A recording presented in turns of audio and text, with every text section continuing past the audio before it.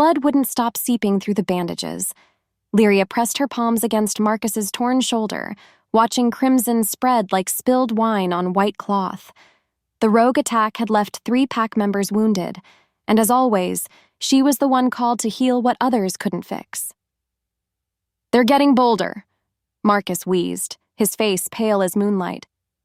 3 rogues passed the ridge, never seen them venture so close to packlands.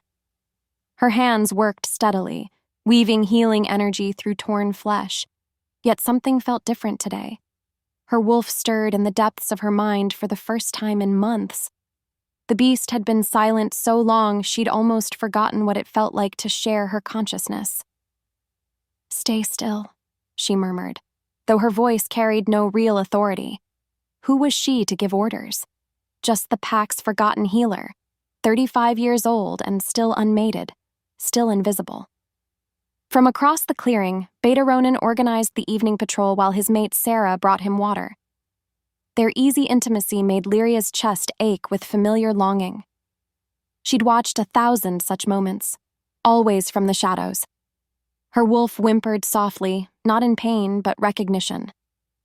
"You're different today?" Marcus studied her face with surprising clarity for someone who'd been bleeding out moments before. "Your scent, it's changed." Before she could ask what he meant, howls echoed from the pack house. Long, mournful notes that could only mean one thing. The blood moon gathering had been called. Lyria's stomach dropped like a stone thrown into dark water. Every unmated wolf would stand before the Alpha King in 3 days. She'd survived these ceremonies for nearly 2 decades, watching others find their mates while she remained alone. Yet deep inside, her wolf lifted its head, alert, expectant, as if scenting something on the wind that hadn't arrived yet. Something was coming. The report spread across his desk like battle plans, each one worse than the last. Aldric Nightborne read the same line 3 times before the words penetrated his exhaustion. 7 pack disputes this month, 2 territorial challenges, 1 complete dissolution of leadership. His realm was fracturing. "Your Majesty?" Elder Valdris's voice cut through his thoughts. "The gathering preparations?" Aldric didn't look up. "Proceed as planned." "And your selection this year?" There it was, the question that haunted him for months. At 38, he'd avoided choosing a political mate for 15 years. The council wanted alliances sealed through marriage, bloodlines secured through calculated unions. They wanted everything except what his wolf craved. "I'll know when I see her." Valdris's silence stretched taut. "The Silver Moon Pack has a daughter. Excellent breeding. No?" The word carried his wolf's immediate rejection. He'd met Lady Celeste, beautiful, accomplished, utterly wrong. His beast recoiled from her scent like it carried poison. After Valdris left, Aldric walked to his window overlooking the vast forest. Somewhere out there, pack wolves prepared for the gathering. Some hopeful, some desperate, some resigned. His wolf paced restlessly, as it had for weeks. Something was stirring, a pull he couldn't name, certainty that this gathering would be different. For 15 years he'd scanned crowds of unmated females searching for the one whose scent would call to his soul. Each year brought nothing but disappointment and mounting pressure. Tonight, under the rising moon, his wolf threw back its head and howled. Long, lonely, filled with recognition of something just beyond reach. She was out there. His mate was coming. The celebration felt like beautiful torture. Lyria pressed against the oak's rough bark, watching newly mated couples dance under lantern light. Their joy radiated like heat from a bonfire, warm, bright, completely untouchable. Elena spun in her mate's arms with a smile that could power the sun. They'd bonded 3 weeks ago, and their connection hummed so strongly Lyria could taste it, sweet as honey, sharp as lightning. "Another successful pairing," someone whispered near the refreshment table. "The moon goddess truly blesses our pack." Lyria's throat tightened. The goddess seemed to have missed her entirely. She turned to slip away, but strong hands caught her shoulders as she stumbled. "Careful there." Marcus smiled down at her. "Running from happiness already?" "I don't run. No, you watch. 35 years of watching. When do you plan to step into the light? Before she could answer, Pack Leader Thompson's voice boomed across the celebration. Final preparations for the Blood Moon Gathering begin tomorrow. All unmated wolves report at dawn. Ice water flooded Lyria's veins. Tomorrow. You're going, Marcus said. Pack law requires it. The words tasted like ashes. Maybe this year, nothing will happen. Her sharpness surprised them both. Nothing ever does. Yet her wolf stirred again, stronger this time. Urgent, as if her beast was preparing for something monumental. The thought terrified her more than another year of being overlooked. The council chamber felt like a cage built from duty and tradition. Lady Celeste will be presented prominently, Elder Valdris reported with satisfaction. She would make an excellent queen. Aldric's jaw clenched. His wolf recoiled at the very idea. Her scent stirred nothing beyond polite indifference. Strong bloodline, proven leadership, Elder Thorn added. And the other packs? Aldric redirected before this became another lecture on political marriages. They'll attend, though the Moonfang pack. Valdris waved dismissively. Their females are unremarkable this generation. Something cold settled in Aldric's stomach. Every wolf deserved respect, regardless of perceived value. His wolf had grown more restless by the hour. 3 times today he'd caught himself staring south, toward forests he'd never seen but somehow recognized. The pull was strengthening. We need a decision, Thorn pressed. The other packs expect. They'll see what the moon goddess provides. Aldric's authority ended the discussion. As will I. After they left, he stepped onto his balcony. The moon hung like silver against velvet sky, and his wolf rose to meet it with anticipation bordering on desperation. Tomorrow, everything would change. He felt it in his bones, the marrow-deep certainty that only came from the goddess herself. Her wolf exploded to life under the full moon. Power rushed through Lyria's veins like molten silver as she shifted faster than ever before. Bones realigned with supernatural grace, muscles expanded with newfound strength. When she opened her eyes, the world blazed with impossible color. Scents layered themselves in complex tapestries she could read like books. Every heartbeat in the pack house, every breath of wind carried meaning she'd never understood. Her reflection in the stream showed a wolf transformed, larger, stronger, coat gleaming silver white. Her eyes blazed with inner fire that seemed almost regal. But it was the pull that stopped her cold. South. Something called from the south with magnetic force that made her bones ache. Not scent or sound, but recognition living deeper than thought. Her soul reaching toward its missing piece. Mate. The word whispered through her mind with crystalline certainty. Somewhere south, he waited. Not just any mate. Someone whose existence would reshape everything. Terror and exhilaration warred as she ran deeper into night, chasing a connection she'd abandoned hope for. His wolf slammed against control like a hurricane testing stone. Aldric gripped the balcony railing, fighting transformation that wanted to tear through him. Power coursed in waves, each stronger than the last. She's close. Not abstract knowledge, but soul-deep recognition. She was here now, within reach. His wolf howled, pure longing echoing across territories like a claiming song. Other voices answered, but only one mattered. The one he hadn't heard yet. Moonfang delegation crossed our borders an hour ago, Captain Reeves reported when asked about arrivals. Moonfang. Electricity shot down his spine. His wolf demanded he shift and run toward whatever called from the southern borders. In his mirror, blazing gold eyes reflected back. His presence filled the room with authority that hadn't existed yesterday. Even his own presence felt different, more dominant, magnificent. Tomorrow he would find her. Tomorrow everything would begin. The ceremonial grounds pulsed with nervous energy that made her skin crawl. Lyria pressed herself into the shadows at the gathering's edge, watching unmated females from 17 packs arrange themselves like offerings before an altar. Silk gowns caught moonlight like captured stars. Perfectly styled hair gleamed with oils and ornaments. Everyone looked worthy. Everyone except her. She'd chosen simple brown leather, practical, forgettable, safe. Her hair hung loose because she'd never learned the intricate braiding that marked high-ranking wolves. Her only ornament was her grandmother's silver pendant, bearing their bloodline's ancient symbol. "You look terrified," Elena whispered, appearing beside her with the radiant glow of newly bonded mates.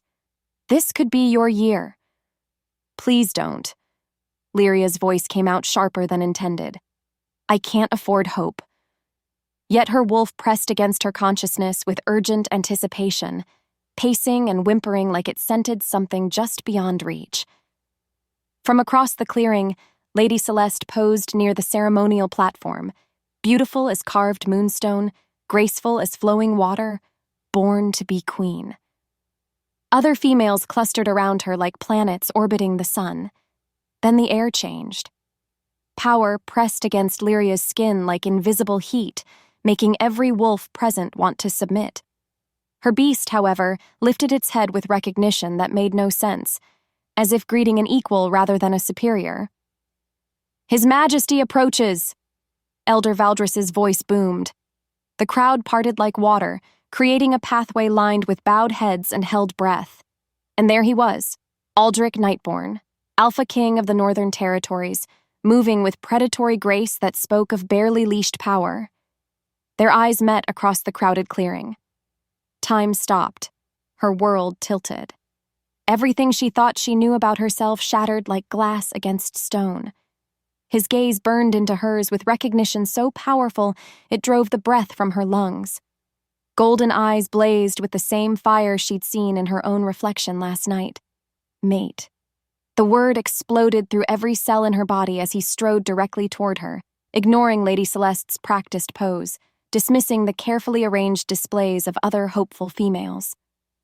"No," she whispered, terror and exhilaration warring in her chest. "This can't be happening." But it was. She was perfect.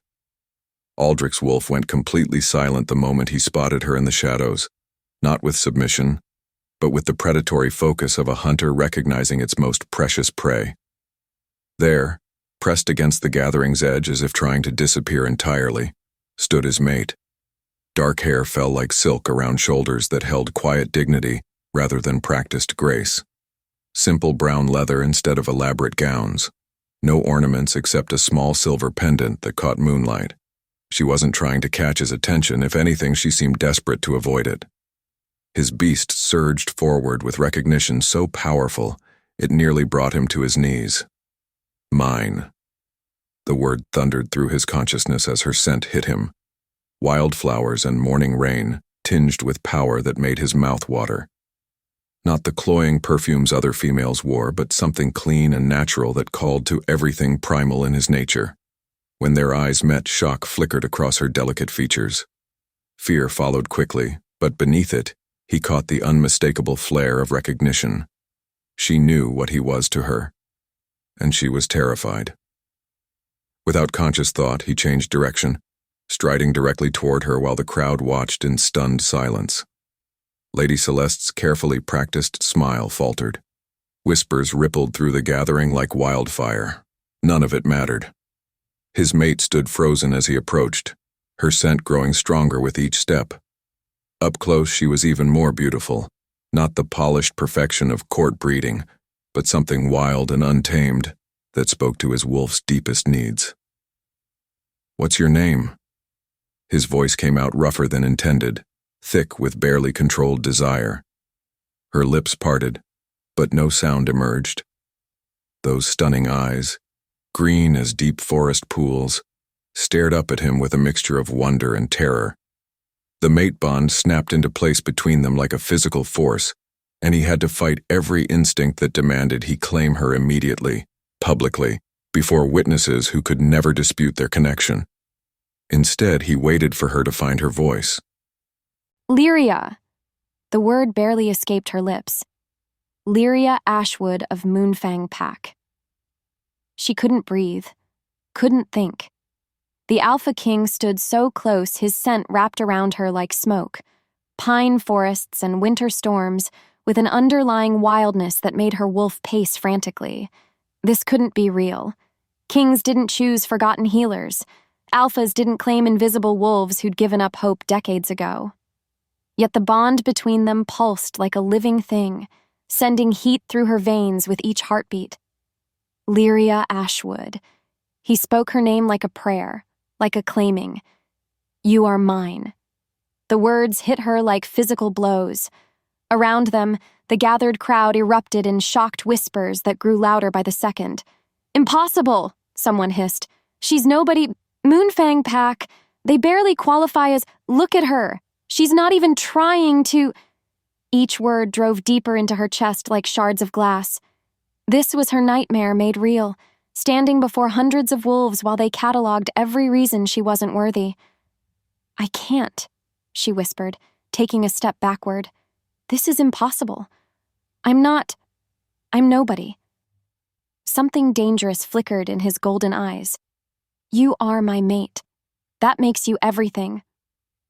The absolute certainty in his voice should have been comforting. Instead, it terrified her more. Because this was real. The most powerful wolf in the Northern Territories had just claimed her publicly, and she had no idea how to be what he needed. Your Majesty, Elder Valdris stepped forward with barely concealed horror. Perhaps there's been some mistake. Aldric's growl cut through the elder's words like a blade. There is no mistake. More whispers erupted around them. Lyria caught fragments. Too old, plain, unsuitable. Each one confirming what she'd always known about herself. Yet when she looked back at Aldric, his gaze held only fierce possession and something that looked almost like tenderness. Trust me, he said quietly, meant for her ears alone. Just trust me. Rage burned through Aldric's veins as he heard the crowd's whispered insults about his mate. Too old, plain, unsuitable. His wolf snarled, demanding he silence every voice that dared question Lyria's worth. She was perfect, not because of breeding or political connections, but because she was his. The goddess had chosen her specifically for him, and anyone who couldn't see her value was blind. There must be some explanation. Lady Celeste stepped forward with a smile that didn't reach her eyes. Perhaps the bond isn't fully formed yet. The bond is absolute. His voice carried enough authority to make every wolf present flinch. Lyria Ashwood is my mate and your future queen. He watched emotions flicker across Lyria's face. Shock, disbelief, terror. She was trembling now, overwhelmed by the sudden spotlight that had torn her from the shadows she'd inhabited for 35 years. Every protective instinct he possessed roared to life.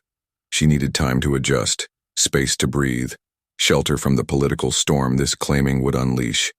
But first, he needed to make one thing crystal clear. Anyone who questions my mate's worthiness, he said, his voice carrying across the silent gathering, questions the moon goddess herself. Anyone who disrespects her, disrespects me. The threat hung in the air like drawn steel. No one would dare challenge him directly, but he could already see the calculations beginning in certain eyes. The politics, the maneuvering, the attempts to undermine what he'd just claimed. Let them try. He'd spent 15 years avoiding political entanglements. Now he had someone, worth fighting for. Turning back to Lyria, he gentled his voice. Come with me. We have much to discuss. She nodded mutely, still looking like she might bolt at any second. As they walked toward the royal pavilion, he heard Elder Valdris begin damage control behind them, explaining to confused pack leaders how they should respond to this unexpected development. None of it mattered. He'd found his mate, and nothing would take her from him. Not politics, not tradition, not even her own fears. The royal pavilion felt like stepping into another world entirely. Rich tapestries lined silk walls that glowed with captured moonlight. Ancient symbols were woven into carpets that probably cost more than her pack's entire annual tribute. Everything spoke of power, wealth, legacy, things she'd never imagined touching, let alone belonging to. "Sit," Aldric said gently, gesturing toward cushioned chairs arranged around a low table. "Please." Lyria perched on the edge of the nearest seat, her hands clasped so tightly her knuckles showed white. The mate bond pulsed between them, sending warmth through her body every time he moved. "This is insane," she whispered. "You could have anyone. Lady Celeste would make a perfect queen. She's beautiful, educated, born for this. She's not my mate." His voice held absolute finality. "You are. But I don't know how to be a queen. I'm a healer from a small pack. I've never been to court, never learned politics or diplomacy. I'll embarrass you." "Lyria." He moved to kneel before her chair, bringing their faces level. This close, she could see gold flecks in his eyes, could smell the intoxicating scent that made her wolf purr with contentment. "Do you feel it? The bond between us?" She nodded reluctantly. How could she deny something that burned through her veins like liquid fire? "Then you understand this isn't about politics or convenience. The goddess chose you for me, not because of your pack status or education, but because you're exactly what I need. What if I'm not strong enough?" The confession escaped before she could stop it. "What if I fail you?" Something soft entered his expression, the first glimpse of the man beneath the crown. "What if you don't?" Before she could respond, commotion erupted outside the pavilion. Raised voices, the sound of rapid footsteps, someone demanding immediate audience with the king.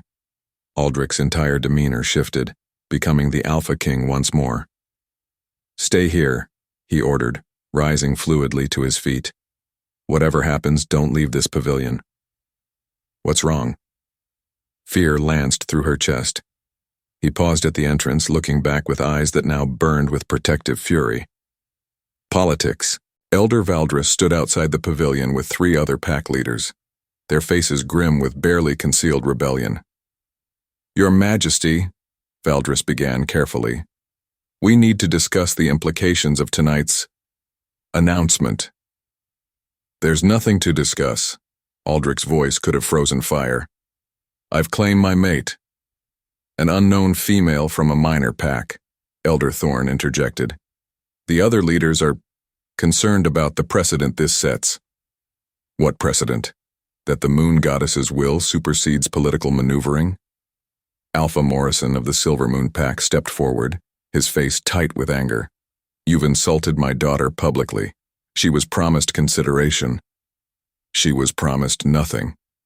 Aldric's wolf pressed against his control, wanting to tear these fools apart for daring to question his choice. "I made no commitments to anyone." "The stability of the realm depends on strategic alliances," Valdris pressed. "Your mate should strengthen our borders, not weaken them with sentiment." The word sentiment triggered something primal in Aldric's chest.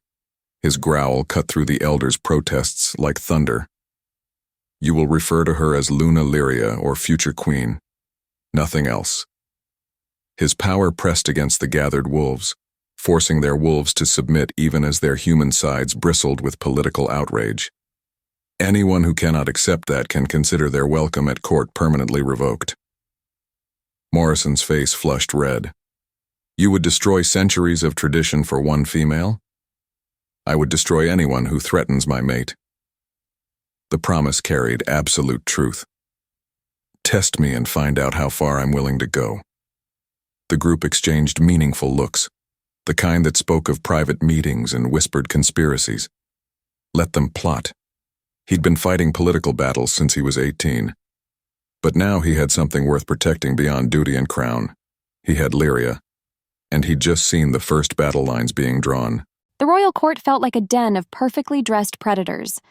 Lyria walked beside Aldric through corridors that gleamed with polished marble and gold inlay, trying not to gawk at tapestries that probably cost more than her entire pack's territory. Every servant they passed bowed deeply, but she caught the curious glances, the whispered conversations that stopped abruptly when they approached. "The morning meal is served in the Queen's solar," Aldric explained, his hand warm against the small of her back. "You'll meet the other court ladies there." Her stomach clenched. "Other ladies?" "Wives and daughters of pack leaders. They'll help you adjust to court life." The word adjust made her skin crawl. She didn't want to adjust. She wanted to run back to her quiet cottage and pretend this was all an elaborate dream. But the mate bond hummed between them with every step, making it impossible to forget that this was real. She belonged to the Alpha King now, whether she felt ready or not.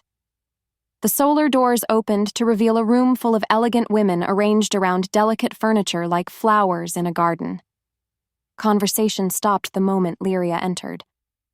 "Ladies," Aldric's voice carried easy authority, "may I present Lyria Ashwood, your future queen." The silence stretched like pulled taffy before Lady Celeste rose with a smile that could cut glass. "How unexpected," she said, her gaze traveling over Lyria's simple dress with barely concealed disdain. "We weren't told to expect someone so rustic." Heat flooded Lyria's cheeks.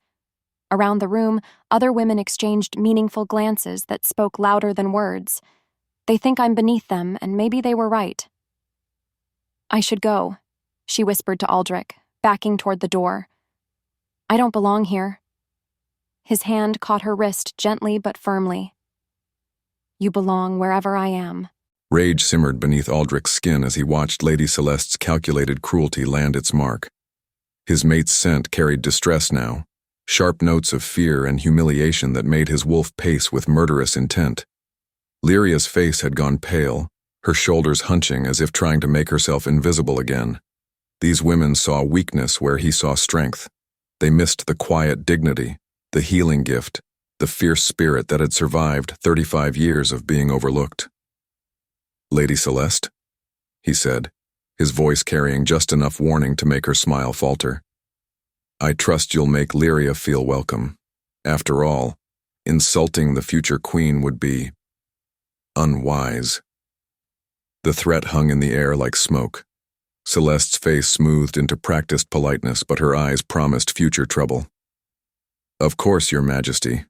We're all eager to learn from her." The dismissive tone made his jaw clench, but before he could respond, a knock interrupted. Captain Reeves appeared in the doorway with barely concealed urgency. "Your Majesty, the border situation requires immediate attention." Aldric's protective instincts warred with duty. He didn't want to leave Lyria alone with these wolves, not when she looked ready to bolt. "What border situation?" Lyria asked quietly. "Rogue incursions from the eastern territories," he explained. "Nothing that concerns you." But something flickered in her green eyes. Not fear, but interest. "The same rogues that attacked my pack yesterday?" How had she known about the connection? Most healers focused on wounds, not warfare. "Possibly." He studied her face, seeing intelligence there that the court ladies had missed entirely. "Why?" "The pattern of their attacks. It's not random." Her voice grew stronger as she spoke. "They're testing defenses, looking for weak points. My pack borders 3 others. If I were planning an invasion, I'd gather intelligence there first." Stunned silence filled the solar. Even Lady Celeste looked surprised by this display of strategic thinking. Pride swelled in Aldric's chest. His mate wasn't just beautiful, she was brilliant. "Come with me," he decided impulsively. "Your insight might be valuable." Relief flickered across her face. Anything was better than staying here with women who'd already decided she wasn't worthy of their respect. The war room buzzed with controlled tension that reminded her of a hive before swarming. Maps covered every surface, marked with colored pins and strategic notations. Pack leaders surrounded a central table where Aldrich stood examining reports with the focused intensity of a predator tracking prey. "The Moonfang Border Patrol found tracks," Beta Ronin was saying. "At least 6 rogues, moving in coordinated patterns." Lyria stepped closer, studying the map spread before them. Red pins marked attack sites, blue showed patrol routes, yellow indicated pack borders. a pattern emerged that made her blood run cold. "They're not just testing defenses," she said, her voice cutting through the masculine discussion. "They're hurting your patrols." Every head turned toward her. Some faces showed curiosity, others barely concealed annoyance at being interrupted by an outsider. "Explain," Aldric said, his golden eyes sharp with attention. Lyria pointed to the red pins. "Look at the timing. Each attack pulls patrols from adjacent territories, leaving gaps here and here." Her finger traced routes between packlands. "Someone's mapping your response patterns." Alpha Morrison scoffed. "A healer thinks she understands military strategy?" Heat flashed through her, but Aldric's growl silenced any further commentary. "Continue," he told her. "The Eastern Territories have been too quiet lately." She pressed on, gaining confidence. "No territorial disputes, no resource conflicts. Either they've suddenly achieved perfect harmony, or they're planning something that requires unified action." Elder Valdris studied the map with new attention. "That's actually insightful." "More than insightful," Aldric murmured. "Lyria's right. We've been treating these as random attacks when they're clearly coordinated intelligence gathering." Pride bloomed in her chest. The first time in her adult life she'd contributed something valuable beyond healing herbs and bandages. "So what do we do?" she asked. The question hung in the air before Alpha Morrison laughed. "We? You're a healer, not a strategist." This time, Lyria's wolf stirred with offended dignity. "I'm also your future queen, and I've lived on those borders my entire life." The title felt strange on her tongue, but saying it aloud made something settle into place. Maybe she didn't know court politics or diplomatic protocol, but she understood pack dynamics and territorial warfare. Aldric watched his mate transform before his eyes. Gone was the frightened woman who'd tried to disappear in the solar. In her place stood someone confident, intelligent, unafraid to challenge alphas who questioned her worth. This was what he'd sensed in her from the beginning, the strength hidden beneath years of being overlooked. "What would you suggest?" he asked, genuinely curious. Lyria studied the map again, her brow furrowed in concentration. "False information. Let them think they've found a weakness that's actually a trap." "Elaborate." "Pull patrols from the northern border of Pinewood territory. Make it look like you're responding to their feints. When they move to exploit the gap." She smiled, and for the first time, he saw the predator that lived beneath her gentle healer's exterior. "Have 3 packs waiting." Alpha Morrison's expression shifted from dismissive to thoughtful. "That could work." "It will work," Lyria said with quiet confidence. "Because they're expecting you to react like separate packs defending individual territories. They're not prepared for coordinated strategy." Elder Valdris nodded slowly. "The girl has a point." "The queen has a point," Aldric corrected, his voice carrying enough warning to make the elder flush. Around the table, he watched attitudes shift. These men had dismissed Lyria as an unsuitable political choice, but now they were seeing what he'd recognized immediately. She was exactly what their fractured realm needed. Not just a mate, but a true partner in leadership. "Draft the orders," he told Captain Reeves. "We'll implement Queen Lyria's strategy immediately." The title rolled off his tongue naturally, and he watched her straighten with surprised pleasure. She was beginning to believe she belonged here, and that was dangerous for anyone who thought they could use her supposed weakness against them. The attack came at sunset, just as the evening patrol changed shifts. Lyria stood on the royal balcony beside Aldric, watching smoke rise from the northern borders where her strategy had lured the rogues into their trap. Signal fires blazed across the territories, carrying news of victory from pack to pack. "Your plan worked perfectly," Aldric said, pride warming his voice. 3 rogue packs captured, their leader in custody. Relief flooded through her. For the first time since arriving at court, she felt useful, like she belonged here for reasons beyond the mate bond. "The interrogation will begin tomorrow," Captain Reeves reported, approaching with a satisfied expression. though I doubt they'll reveal much about who's funding their operations. Someone's definitely pulling the strings, Lyria mused. Rogue packs don't coordinate like that naturally. Before anyone could respond, commotion erupted in the courtyard below. Lyria looked down to see Lady Celeste surrounded by a group of court ladies. She couldn't hear every word, but their venomous tone carried clearly through the evening air. Then, as the group's laughter rose, she caught Lady Celeste's voice clear as a bell. Mark my words, this infatuation will destroy everything the Northern Territories have built. The words hit like a physical blow. Just when she'd begun to believe she might actually belong here, reality came crashing back. You saved lives today, Aldric interrupted, his voice fierce with conviction. By guessing, she whispered, stepping back. Don't you see? They're right. I'm not a leader. I'm a healer. I don't know how to navigate this poison. She gestured toward the courtyard. Today I got lucky. Tomorrow I'll make a mistake that costs you everything. His certainty should have been comforting. Instead, it terrified her. Because she could see the political storm building around their bond, and she wasn't sure she was strong enough to weather it. Aldric's wolf snarled as Lady Celeste's poison reached his mate's ears. He watched Lyria's face close off, her newfound confidence crumbling under the weight of whispered criticisms. The woman who'd strategized like a general an hour ago was retreating back into the shadows where she'd spent 35 years hiding. Ignore them, he said firmly. They're jealous and petty. Are they wrong, though? Lyria's voice carried the kind of quiet desperation that broke his heart. The only mistake would be listening to wolves who've never fought for anything in their lives. But even as he spoke, Aldric felt the weight of truth in her fears.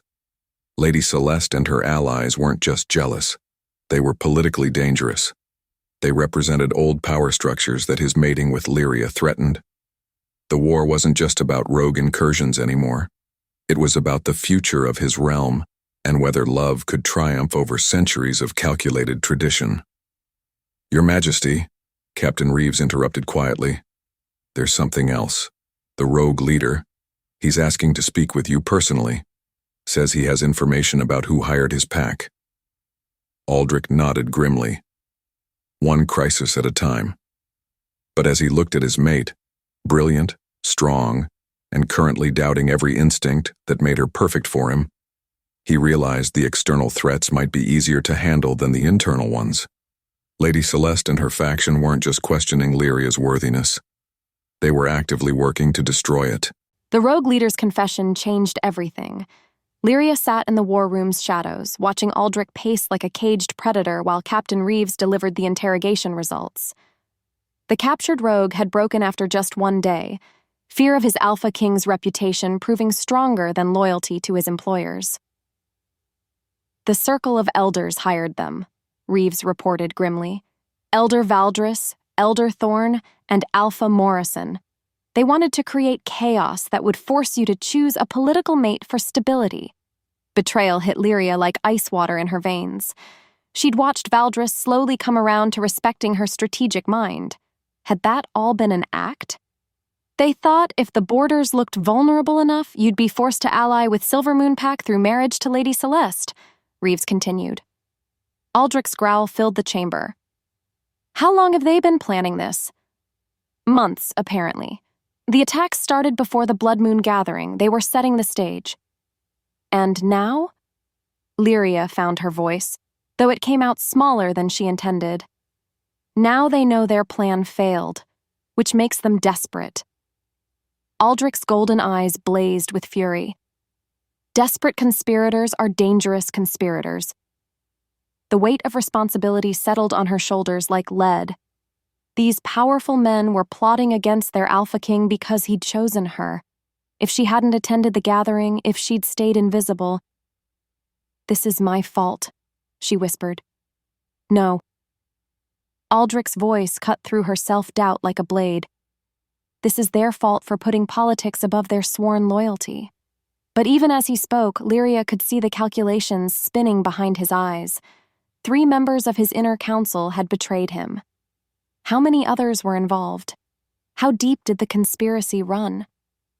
"What do we do?" she asked. Aldric stopped pacing, his expression shifting from fury to grim determination. "We gather evidence, build an ironclad case, then we end this." The promise in his voice should have been comforting. Instead, it terrified her, because she was beginning to understand that loving the Alpha King meant accepting that people would die for that love. Aldric stared at the evidence spread before him and felt something cold settle in his chest. 3 men he'd trusted with his life, his realm's security, his deepest concerns, all working to undermine him because they disagreed with his choice of mate. The betrayal cut deeper than any physical wound. "Sir?" Captain Reeves waited for orders, his weathered face grim with understanding. "Double the guard on Queen Lyria. No one approaches her without my direct permission." Aldric's voice carried the iron authority of absolute command. "And begin discreet surveillance on anyone who attended Elder Valdris's private dinner last week. That's nearly half the council, sir. Then we'll know how far this spreads." He glanced at Lyria, saw her sitting small and silent in the corner chair. Guilt radiated from her in waves that made his wolf pace with protective fury. She blamed herself for this mess, as if choosing love over political convenience was somehow wrong, as if she should apologize for being his true mate instead of a calculated alliance. "Lyria." He moved to kneel before her chair, taking her cold hands in his. "Look at me." Green eyes met his, swimming with unshed tears. "None of this is your fault," he said firmly. "These men chose treason over loyalty. That's on them, not you. But if you hadn't what? Existed? Been my mate? Refused to apologize for being exactly what I need." Her fingers tightened in his grip. "What if there are more? What if the whole council? Then we'll deal with them too." His wolf pressed forward with absolute certainty. "I didn't spend 15 years avoiding political marriages just to cave to pressure now." A soft knock interrupted them. Elder Thorne's voice called through the door. "Your Majesty, the council requests an emergency session regarding border security." Aldric exchanged a meaningful look with Captain Reeves. The conspirators were making their move faster than expected. "Perfect timing," he murmured, standing slowly. "Tell them I'll be there shortly." As Thorne's footsteps retreated, Aldric turned back to his mate. "Stay here. Whatever happens in that chamber, don't come looking for me." Fear flickered across her face. "Aldric, promise me." His hands cupped her face gently. "This is about to get very dangerous, and I need to know you're safe." She nodded reluctantly, but he could see the wheels turning behind her eyes. His brilliant, strategic mate was already planning how to help him, whether he wanted her to or not. The vision hit her like lightning splitting the sky. Lyria gasped, her hands clutching the war room table as images flooded her mind with terrifying clarity. Blood on marble floors. Aldric surrounded by snarling wolves, silver blades catching moonlight, a woman's scream echoing through stone corridors. Her own scream. "No," she whispered, the vision fading but leaving crystal-clear understanding behind. "They're going to kill him." The knowledge settled in her bones with supernatural certainty. This wasn't just political maneuvering anymore. The Circle had decided that removing Aldric was the only way to save their vision of the realm's future. Her wolf surged forward with power she'd never felt before. Not just the enhanced senses from a few nights ago, but something deeper, ancient, connected to forces beyond pack politics and territorial disputes. Prophetic sight. The gift ran in her bloodline. Her grandmother had possessed it, though she'd died before teaching Lyria how to control it. Now it awakened with devastating clarity, showing her exactly what the conspirators planned. She had maybe 10 minutes before Aldric walked into their trap. Without conscious thought, she shifted into her wolf form, her silver-white coat gleaming with newfound power. Her enhanced senses painted the castle in vivid detail. Every heartbeat, every whispered conversation, every scent trail that told stories of fear and conspiracy. The emergency council session was a lie. Half the chamber had been emptied of loyal members. Silver weapons, deadly to werewolves, had been hidden throughout the room. They planned to claim Aldric had been killed by rogue infiltrators while his inappropriate mate was safely elsewhere, unable to witness the truth. Lyria's wolf form was larger now, more imposing, radiating authority that made the castle guards step aside automatically. They saw their future queen approaching and bowed instinctively, unaware that she was racing to save their king's life. She had one advantage the conspirators hadn't counted on. They still thought of her as a powerless healer from a minor pack. They had no idea what she was truly capable of. Something felt wrong the moment Aldric entered the council chamber. Too few faces around the table, too much tension in the air. And beneath it all, the metallic scent that made his wolf pace with unease. Silver. Your Majesty. Elder Valdris rose with a smile that didn't reach his eyes. Thank you for coming so quickly. What's this emergency regarding border security? Aldric asked, though his senses were already cataloging threats. Hidden weapons, wolves positioned strategically around the room, the bitter scent of fear sweat from conspirators working up courage for treason. The situation has evolved, Elder Thorn said carefully. We've received intelligence that suggests the rogue problem is more serious than initially thought. Aldric's hand moved instinctively toward the ceremonial blade at his hip, only to find empty space. Custom-dictated weapons weren't worn to council meetings, a tradition he was suddenly regretting. What intelligence, he pressed, buying time while his wolf analyzed escape routes. The kind that suggests immediate action is necessary. Alpha Morrison stepped forward, and Aldric caught the glint of silver hidden in his coat. For the good of the realm. Treason, then.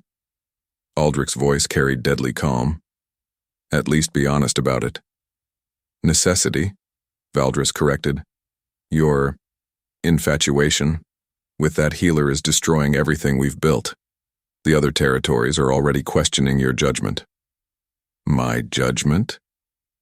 Aldric's power pressed against the assembled conspirators, forcing their wolves to whimper in submission, even as their human sides held treasonous resolve.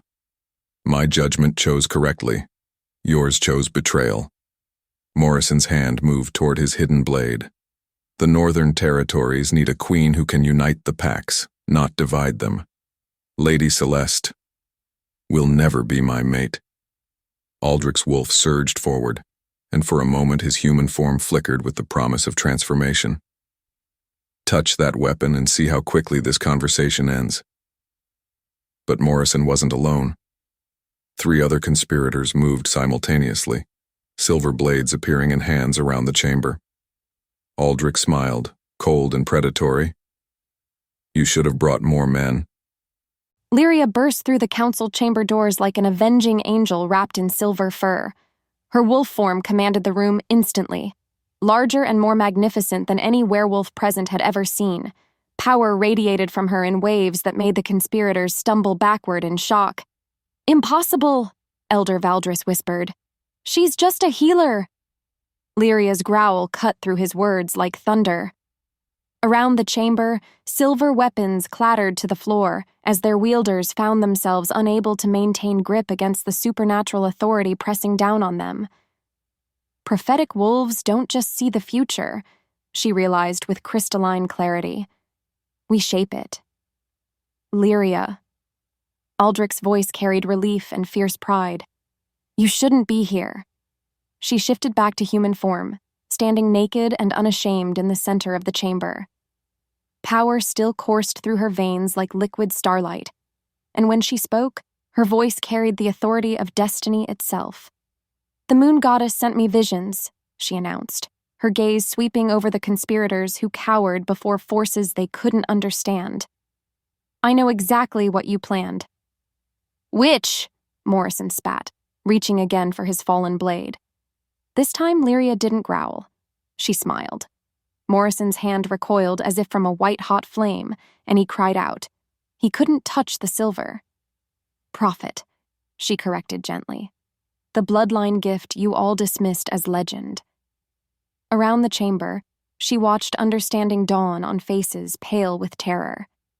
They'd planned to kill a king and found themselves facing something far more dangerous, a queen touched by divine power. The The goddess chose me for Aldrich because this realm needs more than political alliances, she continued, her voice growing stronger with each word. It needs the unity that only true mates can provide. It needs the wisdom that comes from seeing all possible futures. And what do you see now? Elder Valdris asked, his voice small and defeated.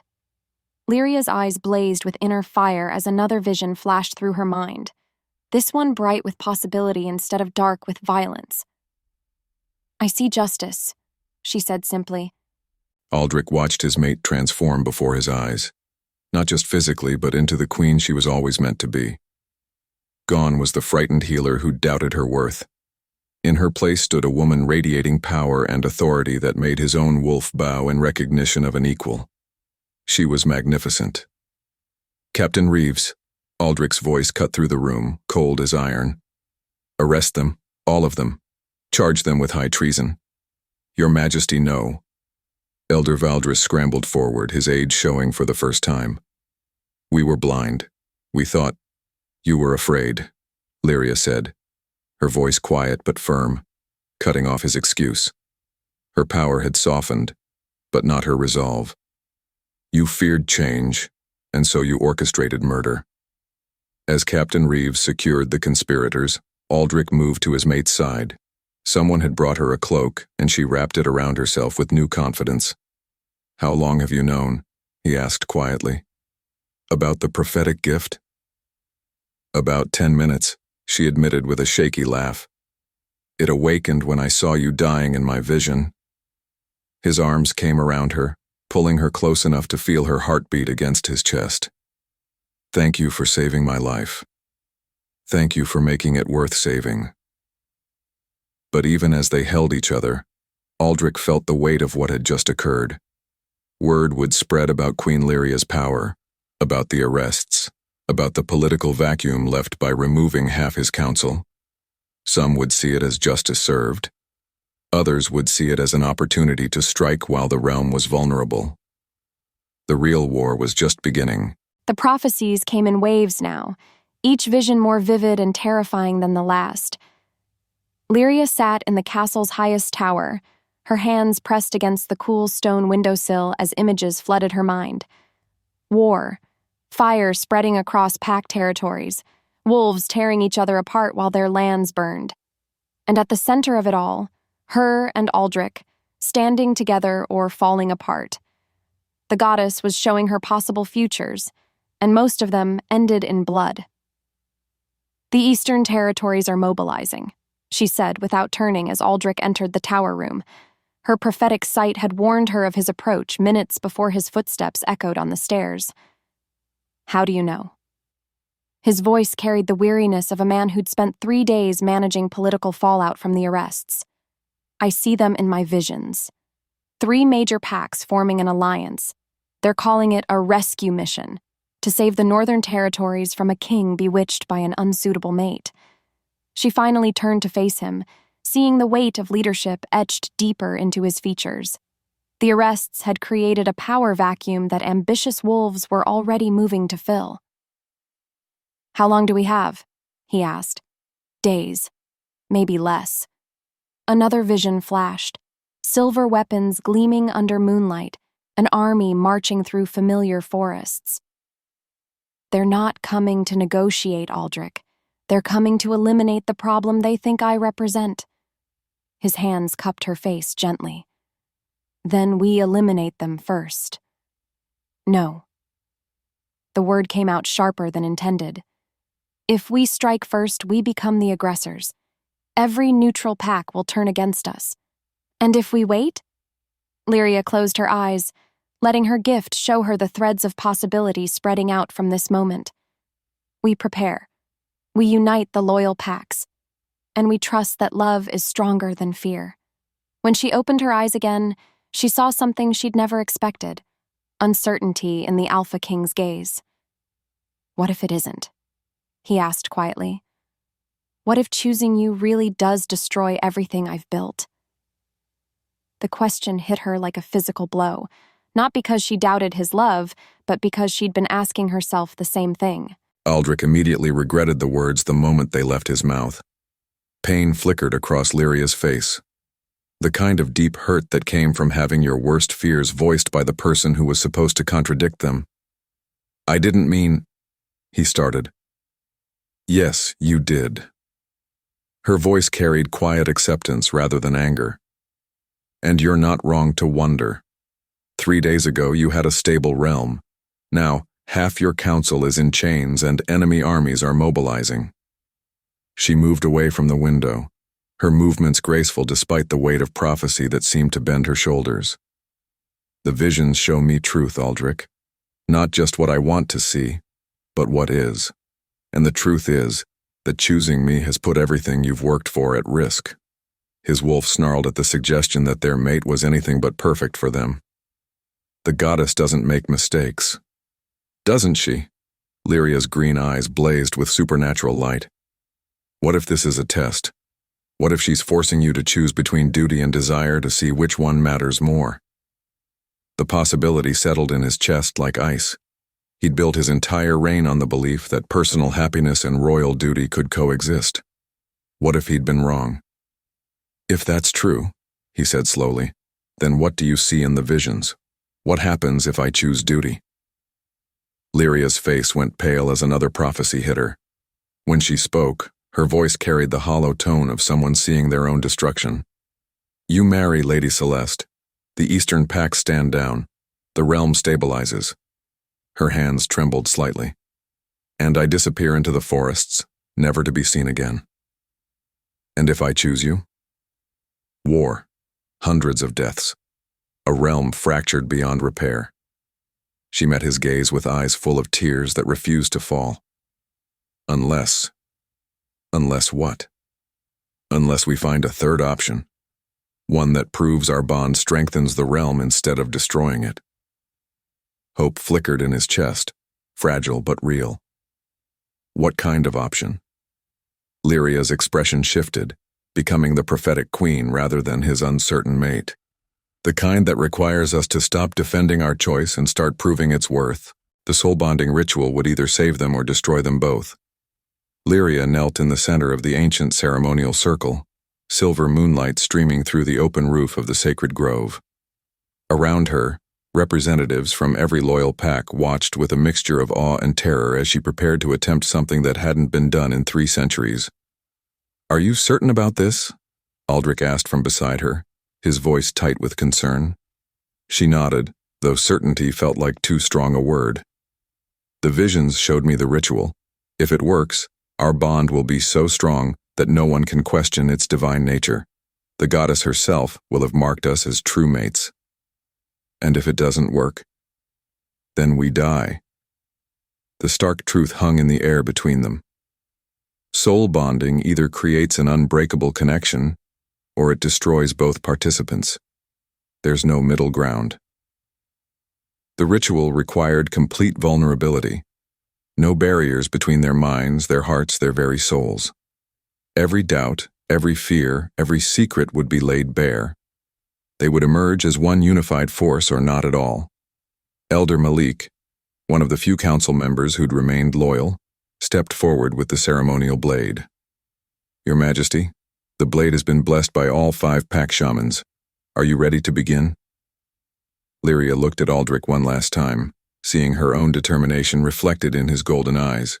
Whatever happened, they would face it together. "We're ready." The first cut opened a line across her palm, releasing blood that gleamed silver in the moonlight. Her prophetic power made the crimson drop sparkle with otherworldly light, and she heard gasps from the watching crowd.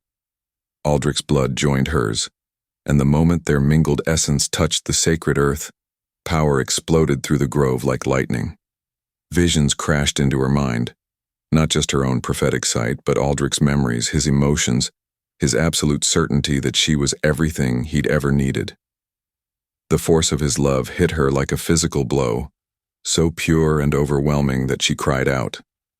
In return, she felt him experiencing her memories, every year of loneliness, every moment of self-doubt, every second of terror since he'd claimed her, but also her growing strength, her fierce protectiveness of him, her determination to be worthy of the trust he'd placed in her.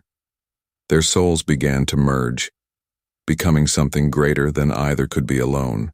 The ritual felt like being struck by lightning and embraced by sunlight simultaneously.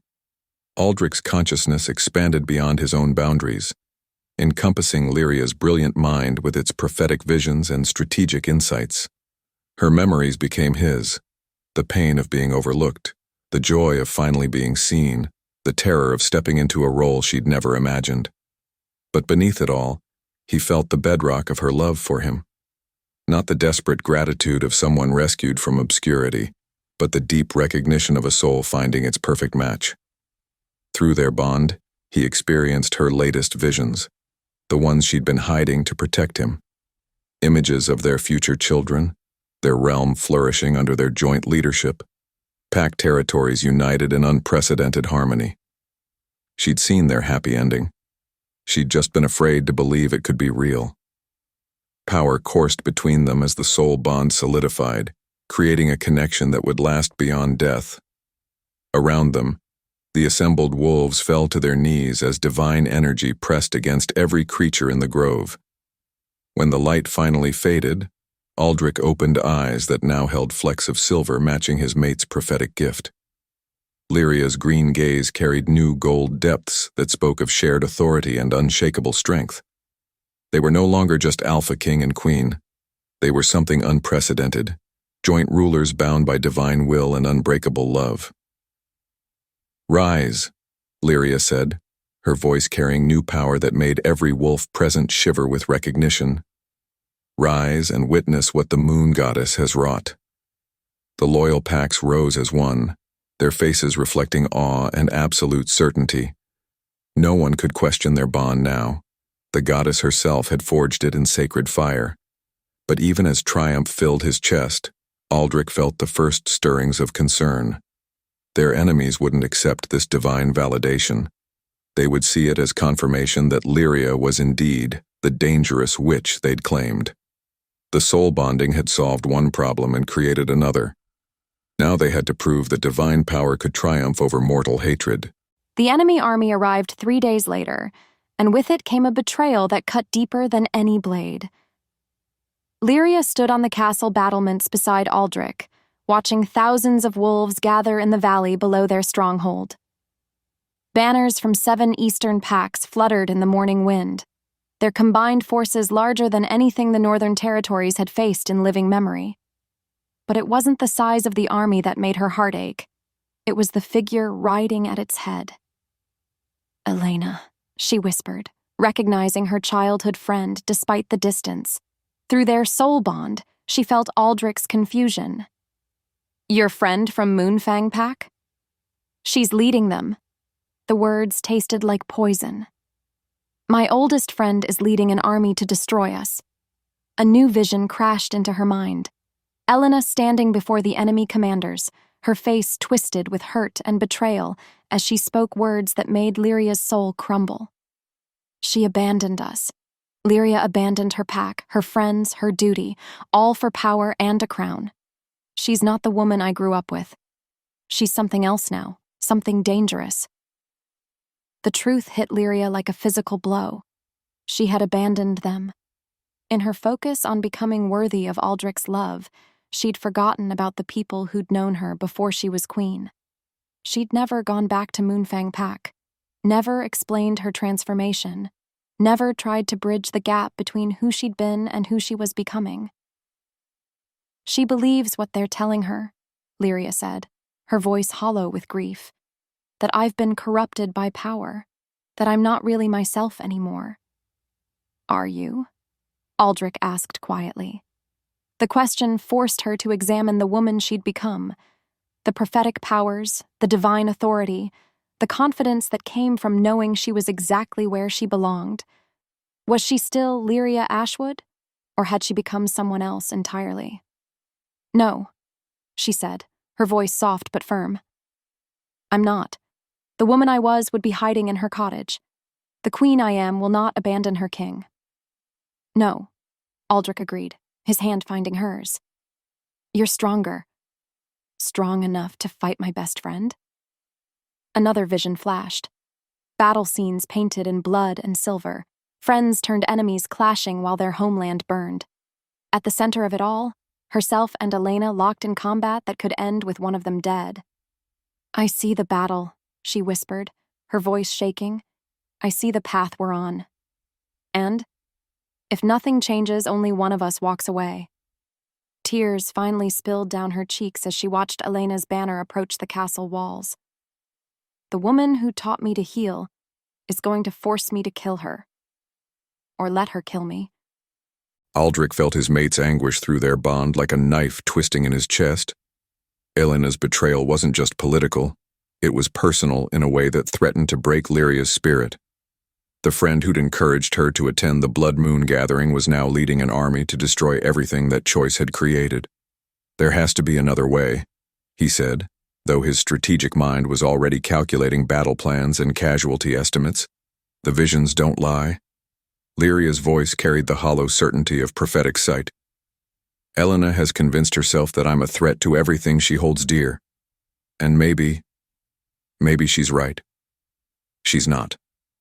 Look at what's happened since I became queen. Half your council arrested for treason, enemy armies at our gates, a realm on the brink of civil war." Her green eyes met his, swimming with doubt that their soul bond couldn't quite erase. "What if loving me really is destroying everything?" Aldric turned her to face him fully, his hands framing her face with gentle intensity. "What if it's saving everything? What if this war burns away the corruption and leaves something stronger? At what cost?" Before he could answer, Captain Reeves appeared on the battlements with urgent news. "Your Majesty, they're requesting parley. The enemy commanders want to meet under a flag of truce." Hope flickered in Lyria's expression. Maybe we can avoid the battle after all. But Aldric had seen the size of their force, read the determination in their formations. These wolves hadn't come to negotiate. They'd come to eliminate what they saw as a threat to their way of life. "Set up the meeting," he ordered, "but prepare for war. Whatever they're planning to say, it won't end with us walking away together." As Reeves hurried to make arrangements, Aldric pulled his mate close, breathing in her scent while he still could, because he had a terrible feeling that after tonight, nothing would ever be the same. The parley was a trap, disguised as hope. Lyria sat across from Elena in the neutral tent erected between the castle walls and the enemy encampment, her heart breaking with every word her former friend spoke. The woman who'd once braided her hair and shared healing secrets now looked at her with eyes full of disgust and betrayal. "You really believe I've been corrupted?" Lyria said quietly, studying Elena's face for any trace of the girl who'd laughed with her through countless summers. "Look at yourself," Elena spat, her voice sharp with pain. "Silver eyes that glow with unnatural light. Power that makes seasoned alphas submit. You're not Lyria anymore. You're something else wearing her face." Around the table, the enemy commanders watched with satisfied expressions. Alpha Morrison leaned forward with false sympathy. "Your friend sees the truth, witch. You've been twisted by dark magic into something that threatens the natural order." "The soul bond with the Alpha King proves divine favor," Aldric said firmly from beside her, though she could feel his tension through their connection. "It proves corruption," Elderthorn countered. "No true mate bond requires blood rituals and supernatural displays. You've bewitched him with forbidden magic." Lyria felt their accusations like physical blows, each one feeding the doubt that had been growing in her heart. What if they were right? What if her prophetic gift wasn't divine blessing, but something darker? The Lyria I knew would never put her own desires above her pack's safety. Elena continued, tears streaming down her face. She would never abandon the people who loved her for a crown and a throne. The words shattered something inside Lyria's chest. Because Elena wasn't entirely wrong, she had abandoned them. In her focus on becoming queen, she'd forgotten the healer who'd once been enough. "I never meant," she started. "Intent doesn't matter," Alpha Morrison interrupted smoothly. "What matters is that your unnatural influence over the Alpha King has destabilized our entire region. Packs are choosing sides, borders are being violated, wolves are dying." "And you think killing me will fix that?" Lyria asked. We think removing the source of corruption will allow the Alpha King to see clearly again, Elena said, her voice breaking. The man you've bewitched deserves better than the poison you've fed him. Through their soul bond, Lyria felt Aldric's rage building like a storm. But she also felt something else, a flicker of uncertainty that cut deeper than any blade. What if they were right about her being corrupted? What if loving him really was destroying everything? Aldric watched his mate's confidence crumble under the weight of accusations that played on her deepest fears. Every word Elena spoke was carefully calculated to wound, designed to make Lyria doubt everything she'd become. The enemy commanders sat back with satisfaction, letting her childhood friend deliver the killing blows to her spirit. "Enough," he said, his voice carrying enough authority to silence the tent. "You came here to negotiate terms of surrender, not to torture my mate with lies." "Lies?" Elena laughed bitterly. "I've known Lyria since we were children. The woman sitting beside you isn't her. She's a stranger wearing familiar skin." Aldric felt Lyria flinch through their bond, her pain so sharp it made his wolf snarl with protective fury. "She's exactly who she was meant to be," he said firmly. "The goddess chose her. The goddess chose a simple healer." Alpha Morrison interrupted. "Not whatever dark power has taken her place." "You're afraid," Aldric realized with sudden clarity. "All of you. You're terrified of change, of evolution, of anything that threatens your comfortable assumptions about how power should work." "We're terrified of what she's becoming," Elena said quietly, "and what she'll do to our world once she's finished transforming it." The accusation hung in the air like poison gas. Around the table, Aldric could see the trap they'd walked into, not a military ambush but a psychological one designed to destroy Lyria's faith in herself. "What are your terms?" he asked, though he already knew. "Renounce the false bond," Elder Thorn said with false kindness. "Admit you were corrupted by dark magic. Choose a proper mate from Lady Celeste or one of the other suitable candidates." "And Lyria?" "Disappears," Morrison said simply. "Forever. In exchange, no one pursues her for the crimes of corrupting the Alpha King." "And if we refuse?" Elena's face hardened with grim determination. "Then we remove the corruption by force, one way or another. This ends tonight." Beside him, Lyria sat silent and pale, her prophetic eyes staring into visions only she could see. When she finally spoke, her voice carried the hollow tone of someone who'd seen her own destruction. "Maybe they're right," she whispered. "Maybe I should go." The silver chains burned against her skin like acid fire. Lyria hung suspended in the enemy camp's makeshift prison, the blessed metal searing through her supernatural strength until she was nothing more than a powerless woman in agony. Around her, guards watched with expressions ranging from pity to disgust. The capture had been inevitable once she'd made her choice. After the failed parley, she'd tried to slip away in the night, not to abandon Aldric, but to remove herself as the source of conflict. If her disappearance could prevent the war, then her sacrifice would mean something. Instead, Elena had been waiting with silver nets and chains blessed by enemy shamans. "Foolish girl," Elder Thorn said as he entered the tent, his aged face twisted with satisfaction. "Did you really think we'd let you escape to corrupt some other realm?" The silver made it impossible to access her prophetic gift, but she didn't need visions to know what was coming. They'd use her capture to force Aldric's surrender, then execute her publicly as a warning to any other unnatural wolves who might challenge tradition. "He won't surrender," she gasped through the pain. "You don't know him if you think—" "We're counting on his stubbornness," Morrison interrupted, entering behind Thorn. "Nothing turns public opinion against a leader faster than watching him choose personal desire over his people's safety."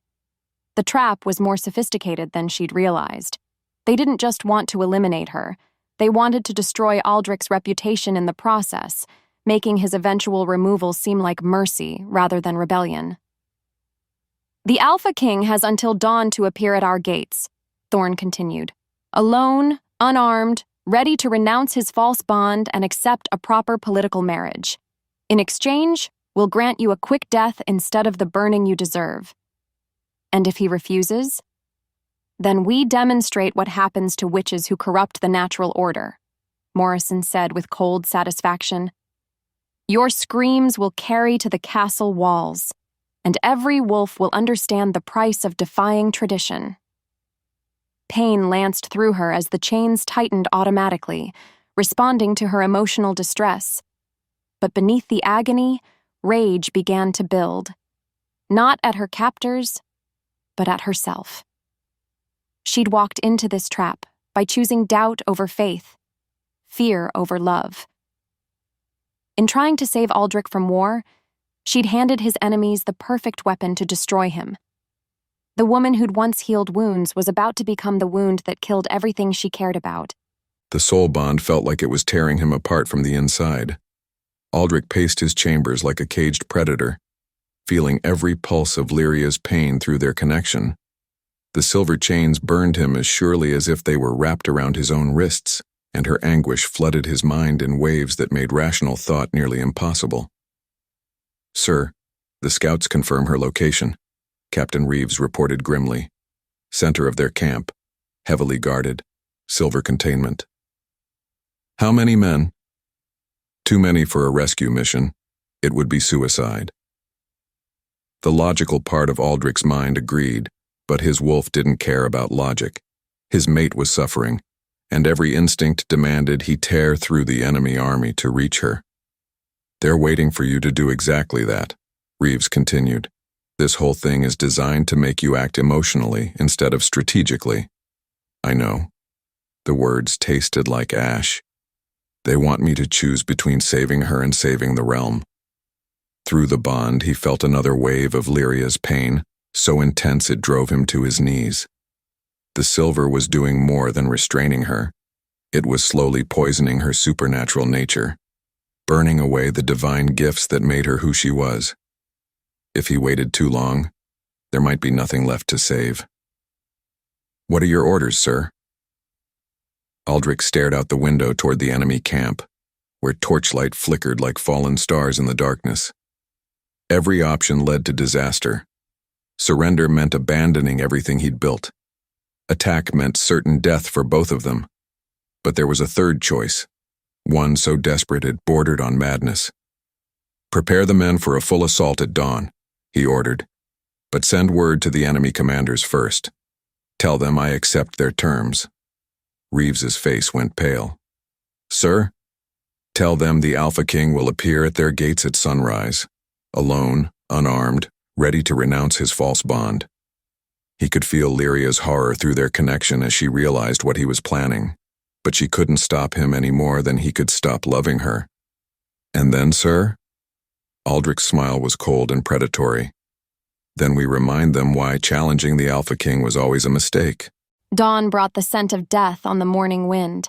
Lyria watched through silver-hazed vision as Aldric approached the enemy camp, walking steadily toward what could only be his destruction. The soul bond carried his emotions, grim determination, mixed with a love so fierce it made her chest ache even through the chains burning. He'd come to save her, knowing it was probably impossible. Touching, Elena said from beside the platform where they'd chained Lyria for public display. He really does love you enough to die for you. This won't bring you peace, Lyria whispered, her voice raw from screaming during the night's torture. Killing us won't solve the problems that drove your rebellion. No, Elena agreed sadly. But it will prevent them from getting worse. Around them, thousands of enemy wolves had gathered to witness the Alpha King's surrender and his mate's execution. Their faces showed a mixture of excitement and unease. They wanted to believe they were saving their world, but seeing their king approach alone and defenseless made some question the righteousness of their cause. Aldric stopped just outside weapon range, his hands raised to show he carried no arms. Even at this distance, Lyria could see the pain in his golden eyes as he took in her condition. I'm here, he called out, his voice carrying across the silent camp. Release her. First, the renunciation, Elderthorn demanded. Publicly admit your bond was created through dark magic. Declare your intention to choose a proper political mate. Lyria felt Aldric's struggle through their connection. Every word they demanded would be a betrayal of everything they'd built together. But he was going to do it anyway, because saving her mattered more than his pride. Don't, she whispered, though she knew he couldn't hear her. Please don't sacrifice everything for me. But he was already speaking, his voice carrying the hollow tone of a man destroying his own heart. I, Aldric Nightborne, Alpha King of the Northern Territories, renounce the false bond created through corruption and dark magic. I choose duty over desire, stability over chaos. Each word hit Lyria like a physical blow, not because they were true, but because speaking them was destroying the man she loved. And your intention regarding a proper mate? Morrison pressed. I will choose from among the suitable candidates presented by the loyal packs. Aldrich continued, his voice breaking slightly. For the good of the realm. Satisfied murmurs rippled through the crowd. They had what they wanted, public acknowledgement that their cause was just. Excellent, Thorne said with cold satisfaction. Now, as a sign of your new, uncorrupted loyalty, you will place the chains on her yourself. The true trap revealed itself like a blade sliding between his ribs. Aldrich stared at the silver chains Thorne held out to him, understanding flooding through him with devastating clarity. They'd never intended to honor any agreement. This was about complete humiliation, forcing him to chain his own mate before they killed her anyway. No, he said quietly. No. Thorne's eyebrows rose with mock surprise. But you just admitted she corrupted you. Surely you want to be free of her influence. I said what you wanted to hear. It doesn't make it true. Around the camp, weapons began to appear in enemy hands. They'd been ready for this moment, his inevitable refusal to complete their degrading theater. Seize him, Thorne commanded. Aldrich moved to shift to fight his way to Lyria's side, but Elena was already there with a silver blade pressed against his mate's throat. Don't move, Aldrich, Elena said, tears streaming down her face. Please don't make me kill her. The blade drew a thin line of blood, and through their bond, he felt Lyria's pain like fire in his own throat. She was looking at him with such love, such absolute trust that he would find a way to save them both. He had no way to save them. Slowly, his hands shaking with rage and despair, he raised them in surrender. Wise choice, Morrison said with satisfaction, approaching with more silver chains. Though it changes nothing, you've both proven too dangerous to live. The blessed metal burned against Aldrich's skin as they wrapped the chains around his wrists, severing his connection to his wolf, to his power, to everything that made him more than just a man watching his world crumble. They chained him to a post beside Lyria's platform, close enough to touch but powerless to help as she looked down at him with eyes that held no blame, only love and shared despair. What do we do? She whispered, her voice barely audible. For the first time in his life, Aldrich had no strategy, no plan, no royal authority to call upon. He was just a man in chains, watching the woman he loved prepare to die. He met her eyes and she saw the truth he couldn't hide. I don't know, he whispered back. Around them, the enemy army celebrated their victory while loyal forces waited in vain for signals that would never come. The Alpha King had fallen, and with him everything they'd fought to build. Hope arrived in the form of a child's whispered words. Lyria barely lifted her head when small footsteps approached through the enemy camp, but the voice that reached her ears made her heart skip despite the silver's burning grip. Mama sent me, the young wolf whispered, no more than 10 years old, pressing close to the platform where she hung chained. She said to tell the Moon Queen that some bonds can't be broken by metal. Through her pain-hazed vision, Lyria recognized the child. Little Kaya from Moonfang Pack, Elena's own daughter. The girl's eyes were wide with fear, but determined, clutching something small in her hands. What?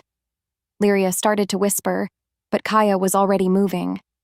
The child's small fingers pressed something against Lyria's palm, a tiny silver pendant shaped like a crescent moon, warm with recently worked magic. The moment it touched her skin, the burning from the chains lessened, and her prophetic sight flickered back to life like candlelight in darkness. Blessed by the old shamans, Kaya breathed, before they chose sides. Mama says she was wrong about you, says the visions showed her the truth. New images flooded Lyria's mind, not the dark futures she'd been seeing, but something else. Elena weeping over her decision, loyal pack members hidden throughout the enemy camp, Captain Reeves leading a desperate rescue mission that would arrive within the hour. Most importantly, she saw the truth about the silver chains. They weren't just restraints, they were conduits. The enemy shamans had woven them not just to suppress supernatural power, but to redirect it. Every moment of pain she and Aldric had endured was feeding something hidden beneath the camp. Kaya, she whispered urgently, tell me, is there a ritual circle under this platform? The child nodded quickly. Mama saw them digging, strange symbols, silver inlay. She didn't know what it meant. Lyria's blood turned to ice as the final piece fell into place. This wasn't just an execution. It was a massive power ritual. The enemies planned to use their deaths to fuel magic that would bind every wolf in the Northern Territories to their will. You have to warn, she started, but Kaya was already gone, melting back into the crowd like morning mist. Through the restored soul bond, muted but present, she felt Aldric's renewed awareness. He'd felt the pendant's effect through their connection, understood what she now knew. They weren't just fighting for their lives anymore. They were fighting for the freedom of every wolf in their realm. The child's visit changed everything.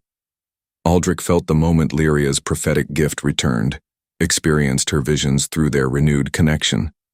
The ritual circle, the true purpose of their capture, the approaching rescue mission, all of it flooded through him in a rush of desperate hope.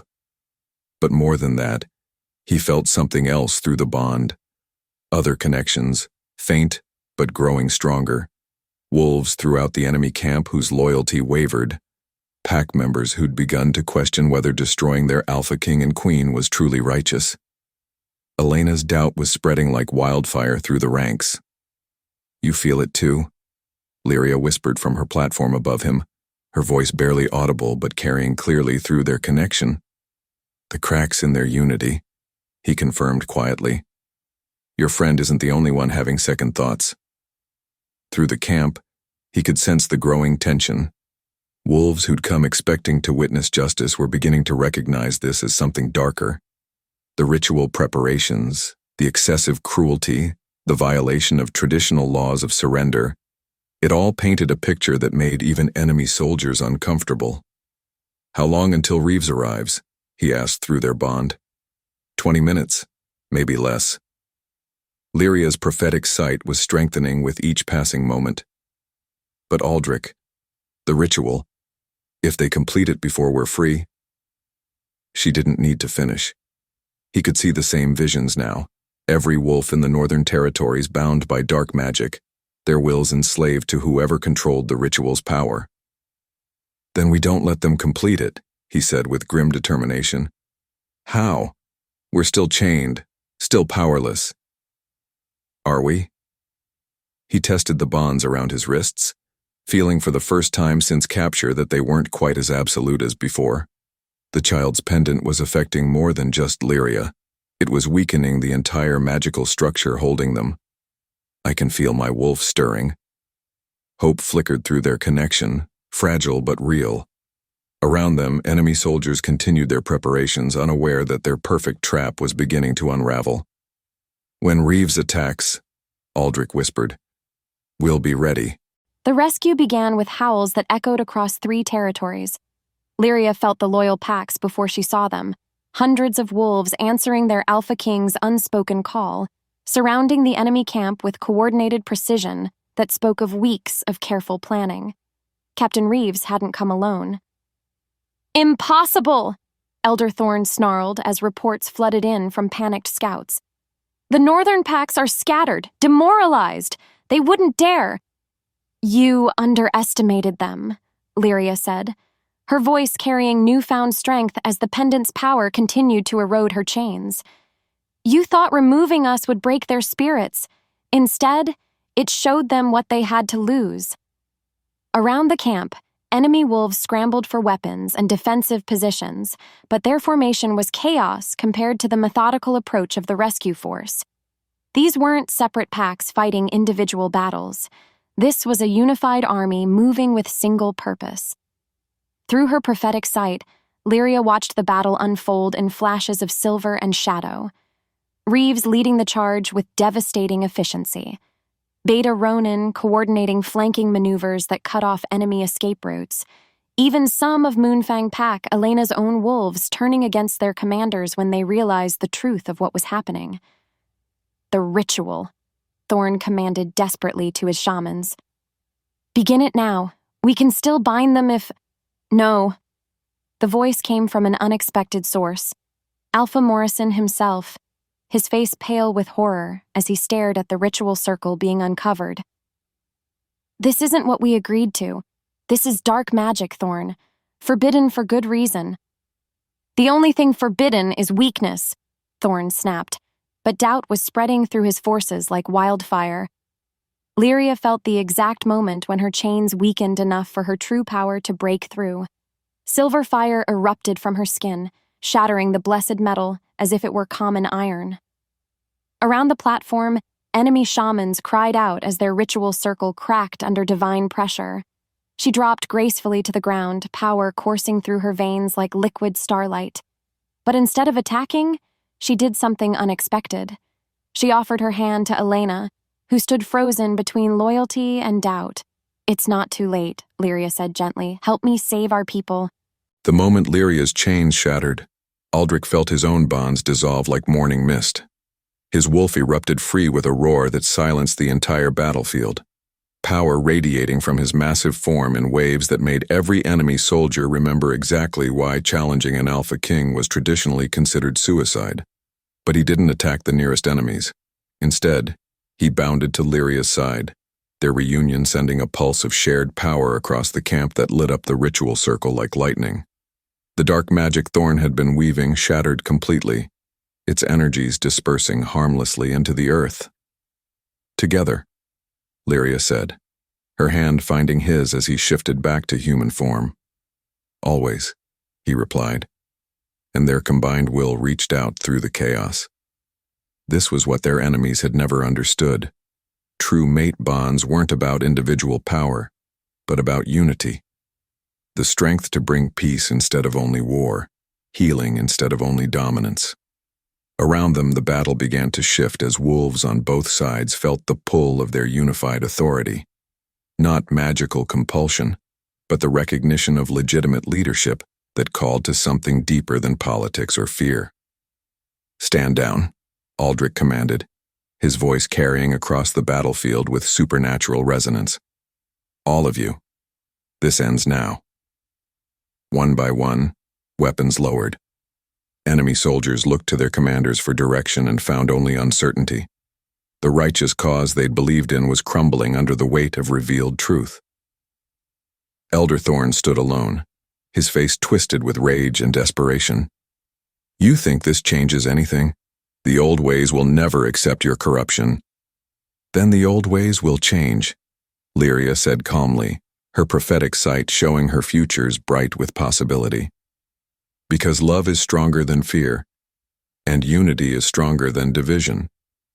"Surrender, Thorn," Morrison said quietly, dropping his own weapon.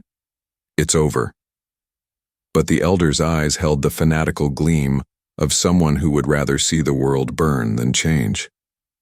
"If I can't have the old world," he snarled, producing a final silver blade, "then no one can have any world at all." The blade moved toward Elena's back like death given form. Lyria's prophetic sight showed her the exact trajectory.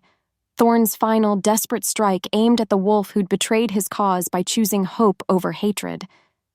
Elena stood frozen, reaching toward Lyria's offered hand, unaware of the silver death approaching from behind.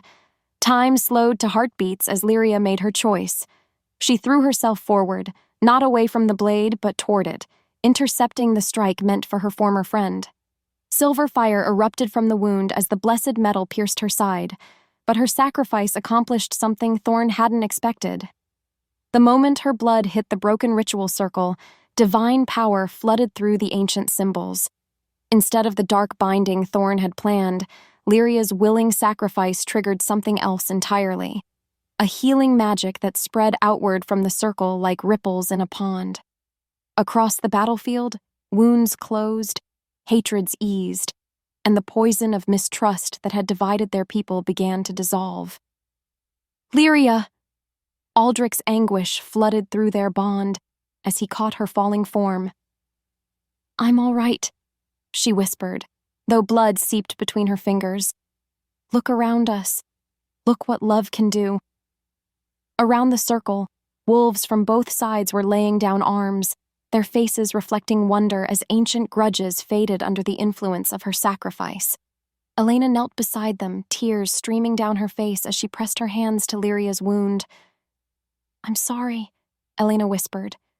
"I was so wrong, so blind. You were never corrupted. You were exactly what we needed." "We all were," Lyria replied gently. "We just had to choose to see it." Thorn stood over them, his face a mask of disbelief as his life's work crumbled around him. "This isn't possible. Dark magic was supposed to—" "There was never any dark magic," Morrison said quietly, approaching with hands raised in surrender. "There was only fear of change, dressed up as righteousness." The elder's blade trembled in his grip as the last of his followers abandoned him. Around the camp, former enemies were embracing, pack boundaries dissolving under the weight of shared understanding. "It's over, Thorn," Aldric said, his voice carrying both authority and compassion. "Surrender with dignity and you'll be treated fairly." But Thorn's eyes held the hollow look of fanaticism stripped of purpose. "If I can't save our world from corruption," he whispered, "then I'll join my ancestors in the old way." The blade turned toward his own chest, but Elena's hand caught his wrist with healer's speed. "No," she said firmly. "There's been enough death, enough sacrifice. It's time to live with what we've learned." Watching his mate's blood soak the ancient stones, Aldric felt something shift in the very fabric of reality. This wasn't just the end of a battle. It was the birth of something new. Lyria's sacrifice hadn't just healed physical wounds, but the deeper divisions that had plagued their people for generations. "The prophecies," she whispered against his chest, her voice weak but filled with wonder. "They're changing. I can see our future, Aldric. All of it." Through their bond, he glimpsed what she saw: pack territories united under just leadership, children growing up without the poison of ancient hatreds, a realm where strength served love instead of the other way around. "You did this," he murmured, pressing his lips to her hair. "Your courage, your sacrifice." "We did this," she corrected, her hand finding his. "Together, the way it was always meant to be." Around them, Captain Reeves was taking formal surrenders from enemy commanders while healers moved through the ranks tending wounded from both sides. The segregation that had marked the beginning of the battle was already dissolving as former enemies worked together to care for the injured. "Your Majesty," Morrison approached, his face heavy with shame and newfound respect. "What would you have us do?" Aldric looked down at his mate, seeing strength in her green eyes despite her injury. "That's not my decision alone," he said. "Ask your queen." Lyria struggled to sit up, her prophetic power making her silver eyes blaze with inner fire. "Go home," she said simply. "All of you. Go home to your packs, your families, your lives. Take with you the knowledge that love conquered fear today." "And if some refuse to accept this unity?" Morrison asked quietly. "Then we'll prove it to them," Lyria replied with quiet certainty. "One heart at a time, one choice at a time, until the old divisions become distant memories." Elder Thorn, held gently but firmly by Elena and two other healers, looked up with eyes that held confusion rather than hatred. "I don't understand," he whispered. "Everything I believed, everything I fought for, Wasn't wrong, Lyria said with compassion that amazed everyone present. Just incomplete. You wanted to protect what you loved. So did we. The difference is that we learned love grows stronger when it's shared. As healers worked to tend her wound and the sun set over a transformed battlefield, Aldric felt the weight of kingship settle differently on his shoulders. He was no longer just an alpha ruling through strength and tradition. He was half of something greater, a partnership that would reshape their world through love, sacrifice, and the courage to choose hope over fear. The real work was just beginning. The coronation ceremony 3 months later felt like stepping into a dream made manifest. Lyria stood before the assembled representatives of every pack in the Northern Territories, her hand intertwined with Aldric's as Elder Malik, now the senior council member after extensive reforms, prepared to speak the ancient words that would formally unite their leadership. The wound in her side had healed completely, leaving only a thin silver scar that seemed to glow with inner light during moments of strong emotion. The healers called it a divine mark, physical proof of the sacrifice that had transformed their world. But it was the faces in the crowd that truly showed how much had changed. Elena stood in the front row, wearing the robes of the new head healer, a position created specifically to bridge the gap between traditional pack medicine and the prophetic healing arts Lyria had begun teaching. Their friendship had been reforged stronger than before, tempered by truth and mutual respect. Alpha Morrison held his place among the reformed council, his expression peaceful in a way it had never been during the old regime. Even Elder Thorne was present, though not as a leader. He served now as a simple pack historian, recording the lessons learned from their near-catastrophic division. Do you, Lyria Ashwood, accept the responsibility of joint leadership over all the Northern Territories? Elder Malik asked, his voice carrying across the sacred grove where they'd first performed their soul bonding. I do, she replied, her voice strong and clear. Not as one who seeks power, but as one who seeks to serve the greater good. And do you, Aldric Nightborne, relinquish the absolute authority of the Alpha King to share leadership as an equal partner? I do, Aldric said firmly. Because strength shared is strength doubled, and wisdom shared is wisdom multiplied. The ceremonial crown that Elder Malik placed on her head was nothing like the elaborate pieces worn by queens of old. Simple silver worked with moonstone, it seemed to capture and reflect light in patterns that shifted like living prophecy. As the crowd erupted in celebration, Lyria felt a final vision flash through her mind. Their children playing in gardens where wolves from every pack came to learn and grow together. A future bright with possibility built on the foundation of love they'd fought so hard to protect. Watching his mate accept her crown, Aldric felt a completeness he'd never imagined possible. The past 3 months had been a whirlwind of reconstruction and reform. New laws establishing equality between all packs regardless of size or historical status. The creation of healing centers where prophetic gifts could be studied and taught rather than feared. Trade agreements that turned former enemies into allies. But it was the small moments that meant the most. Children from different packs playing together without thought of ancient grudges. Elders sharing stories that celebrated unity rather than division. Young wolves finding mates across pack lines without fear of political consequences. Your Majesties, Captain Reeves approached with the easy familiarity of someone who'd earned the right to dispense with excessive formality. The evening celebration is ready to begin. As they moved toward the great pavilion where hundreds of wolves waited to honor their new joint leadership, Aldric felt Lyria's contentment through their bond. She was no longer the uncertain healer who'd tried to disappear into shadows. She was exactly what their people needed her to be. Any regrets? He asked quietly as they walked. About what? Giving up your quiet life for all this chaos. Lyria laughed, the sound like silver bells in mountain air. You mean trading a lonely cottage for a realm full of people who need healing? A life of hiding for a chance to help others find their strength? She squeezed his hand. Never. Through the bond he felt her absolute certainty, her joy in the path they'd chosen together. Besides, she added with a mischievous smile, who says it has to be chaos? I have some ideas about that. As they entered the pavilion to thunderous applause from wolves representing every pack in their territory, Aldric realized that their greatest adventure was just beginning. They'd won the right to lead together. Now came the joy of building something worthy of the sacrifice it had taken to get here. 2 years later, the garden where Queen Lyria held her morning audiences had become legendary throughout the Northern Territories. Wolves from every pack came seeking her prophetic wisdom, her healing gifts, or simply the comfort of leaders who genuinely cared about their well-being. The formal throne room still existed for state functions, but this sunlit space among growing things had become the true heart of their realm. "The delegation from the Eastern Confederation is here," Captain Reeves reported, his weathered face showing amusement rather than concern. "They want to discuss trade agreements." Lyria looked up from the herb garden where she'd been working, her hands earth-stained but her silver eyes bright with inner fire. "Trade agreements.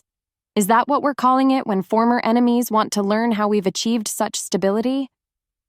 "Diplomacy has many faces," Aldric said, appearing at her side with their 6-month-old daughter cradled in his arms.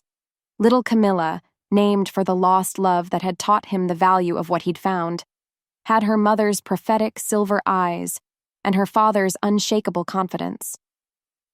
"Should we tell them the secret?" Lyria asked with mock seriousness as she cleaned the soil from her hands. "Which one? That love conquers fear? That sacrifice creates strength? That unity multiplies rather than divides power?" "All of it." She stood on her toes to kiss him softly, their daughter gurgling contentment between them. "All the truths that seem so impossible until you have the courage to live them." In the distance, the delegation waited with the mixture of skepticism and hope that marked all their visitors. They'd come expecting to find weakness in the joint leadership that defied everything they thought they knew about power. Instead, they'd discover what Lyria and Aldric had learned through fire and blood and unshakable faith, that the greatest strength came not from ruling over others, but from serving something greater than yourself. The future stretched before them bright with possibility, each day a new chance to prove that love really could transform the world. One heart at a time, one choice at a time, one act of courage at a time. Until the old divisions became distant memories, and unity became as natural as breathing.